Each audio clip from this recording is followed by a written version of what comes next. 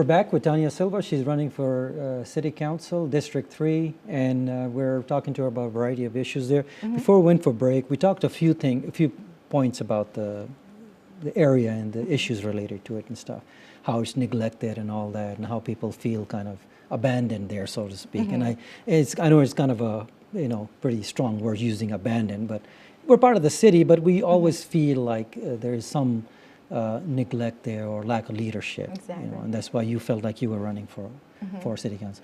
Now tell us what you would like to do besides some of the issues that, anything else that sticks out to you as far as, I know I mentioned Central Avenue when we were on the break.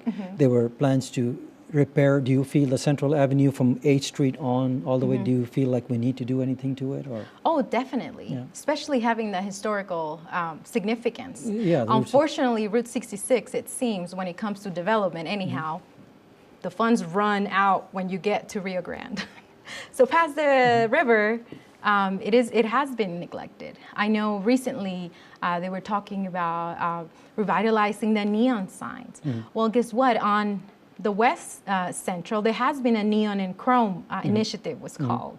But you haven't seen anything done there, even though it was proposed way before the new initiative on the other side of Central. So yes, in spite of, on paper, it looks beautiful. It looks beautiful what they want to do. But like I said, unfortunately, it just happens to be, Jamai, that the funds always run out when you get to the river. I don't know what the river does, but I don't see the councilors or our leadership questioning why. Well, it takes leadership, and I think it's the lack of leadership. And Yes.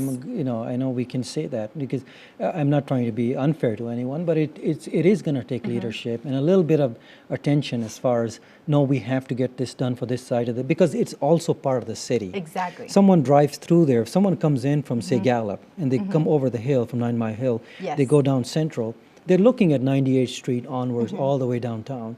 And it reflects poorly on this side of the street, even though it's part of the city of Albuquerque. It's not a different city or something. What do you think specifically they can do to that corridor? Anything as far as you think we need to widen it? I think just let's start revitalizing what we have right now. Let's. They were talking about widening it at one time, making it into like 3 lanes Yes. from 8th Street on. And I think it's on the books, but it's like you said, the money runs out. Exactly. But there's also an issue of zoning. I know many times they're talking about changing the zoning to multi-use, which would considerably lower the property value of the businesses that have been there for decades. So we really need to involve the people in these decisions. I know there is talks about, oh yes, we have consulted the public, but surprisingly enough, every single business owner that I've spoken to along Central has never been asked, how can we make this better?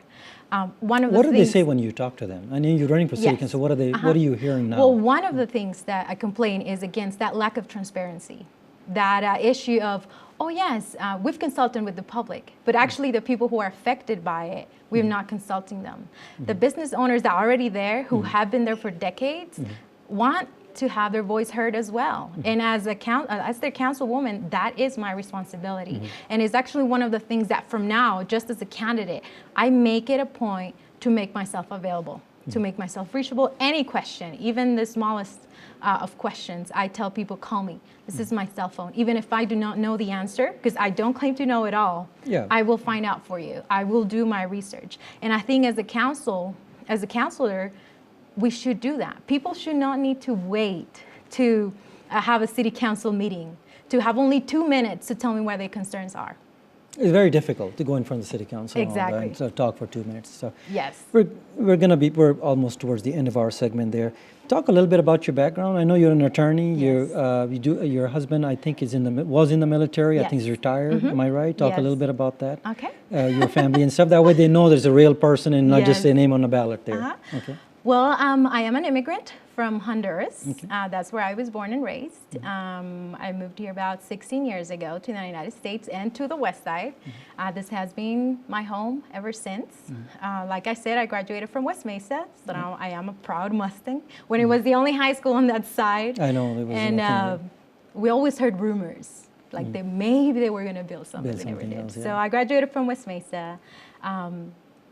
I have my undergraduate degree from UNM, and it was after law school, when I went to Denver for law school, that I met my husband. Why did you go to Colorado? Why? You know, Was there? it's so, really was it funny. like? Well, I come from Yeah. a very conservative family, Okay. so there were only two reasons why it would have been acceptable for my family for me to move away from home. That's either marriage or I'm going to school. And I just wanted to know what it was like. UNM has a wonderful law school, but really it was, I applied outside just because I wanted the opportunity to just go on wanted to my own explore. for grad school. Yes. Okay. Yes. All right. Nothing wrong with that. But you came back though, because you came back to Yes. your roots there. Yeah. Yes, this, like I said, this is home, and now that my husband is out of the military, so I'm an Army wife, we're back here on the Southwest also. And He was a sergeant, right? yes, Sergeant First Class. Sergeant first class. In the Army, and he loves it as well. He loves the people, he loves the community as a whole, and as an implant, because he's from Georgia, but he was raised in Missouri. He also gets that community sense, you know, that we have, but he would also obviously, because we have personal investment in the community, we want to see it grow and we want to see it prosper. And he's very supportive of your run. I'm sure yes. he's helping you a lot. Yes, definitely. And you said he's retired. So did he see any action? Was he overseas? Or? Oh yes, he actually served about 6 years of his military career. We're on tours. Okay. So Yes. and then so you he's, support him through that, and then Yes. now he's. It's and you actually you do some legal work for the military, or is it- exactly. okay. Yes. What is it that you do exactly? I do veteran disability, veteran benefits, and I also serve domestic violence survivors and our homeless community in the homeless clinic. And you do pro bono work, Yes. correct? Yeah. And so that's It's anything else that you want to add to as far as your experience goes with the city council run that you think will be helpful in that as a city councilor? Well, like I said, I'm bringing in a fresh perspective, an aggressive personality, a knowledge of the law, and a passion for this district. My vision as your neighbor, as neighbor of every resident in District 3, is to create a place that has opportunities for our youth, that empowers our youth, that betters the quality of life of our seniors, and like I said earlier, a place that we are proud to call home. And to show it to the world. I think it's time that the world knows that the rest of Albuquerque realizes the hidden jewel that we have there, because no one's done that. I think so. I think you'll do a great job if you're elected. I mean, I'm nonpartisan, so I always say I wish you the best and Thank stuff. you. So, but you have great passion. I think you will do great, and thank you for coming. Thank you for inviting me. Well, I'm sure I'll see you in my neighborhood there, because Yes. we're always out and about. You see You Sophie will. there, my dog there. So my son is. I know over there. Sophie, yes. Okay. We're out of time. We'll come back and see us again. We're out of time, and we'll see you next time. That was Tania Silva. She's running for City Council, District 3. We'll see you next time. Thank you.